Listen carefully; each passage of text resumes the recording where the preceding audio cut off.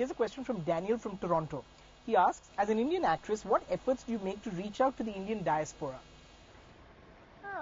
Daniel, well, I think I've been very fortunate with the kind of films that have come my way, in the kind of roles that came my way, especially if I can remind you how I started, that is, or your perception of me, the audience's perception of me.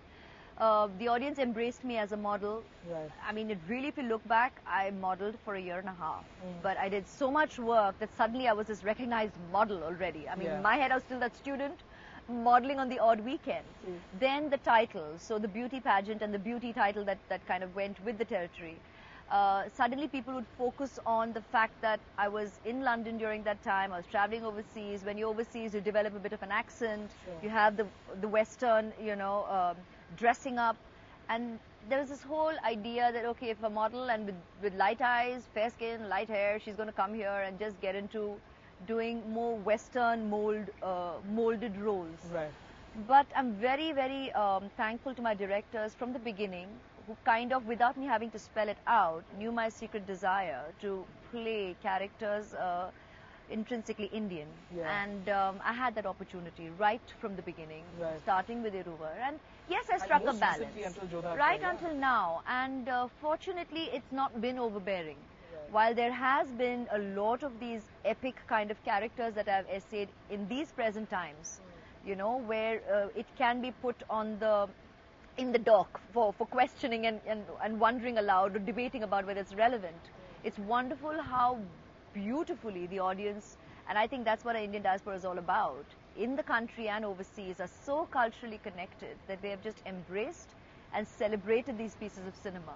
So secretly, what I've been fortunate enough to be able to choose as my body of work has been celebrated, and I'm very, very glad on it. Okay. Ash, I have a question from Tarun Bhardwaj in Delhi. He asks, any chances you might work in television at all? Tarun, this question has been oft asked me, especially recently with rumors running rife that I was to be a judge on a recent show. Right.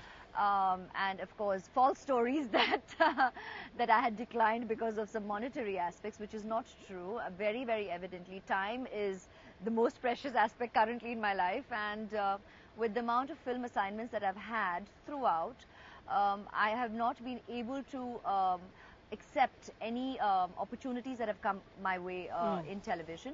And this was not the first time. Television, since the boom began, which was a couple of years ago, there have been a lot of ideas that have been bounced off, and I do recognize it as a terrific medium to like literally be in all your houses on a daily basis, and I'd love to.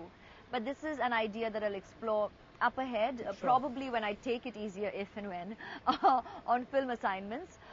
Or if I can work something out within a schedule to work out simultaneously. But currently, the offers are cropping up bang in the middle of film schedules, and there's no way that I can even consider them. Okay. Here's a question from Dr. V.K. Bansal. He asks, any plans to enter politics? You would make a great leader. Ooh. At this point in time, I have not even thought about it. The only reason I even say at this point in time is because it's strange in the recent 2 years how often I've been asked this question. Okay. And that's why it's kind of the thoughts are being put into my head, but I haven't even considered it. I cannot imagine it as being my way of life because of as strongly creatively inclined I've been, and as passionately, and the duration that I've been working, and I still am a hungry student, so I see this being my field of choice for a long time to come.